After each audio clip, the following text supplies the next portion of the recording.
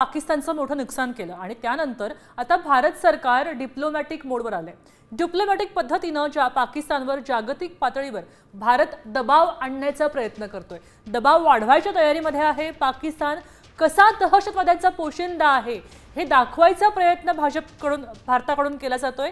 हे ठसवण्यासाठी आणि ऑपरेशन सिंदूरची माहिती देण्यासाठी खासदारांची निवड करण्यात आली आहे। जगातल्या प्रमुख 7 ते 8 देशांमध्ये ही टीम हे खासदारांचं शिष्टमंडळ जाणार आहे। आजच निघणार आहे। यामध्ये 20 खासदारांची निवड झाली आहे। शशी थरूर यांच्या अध्यक्षतेखाली हे शिष्टमंडळ भारतभरातून जाणार आहे।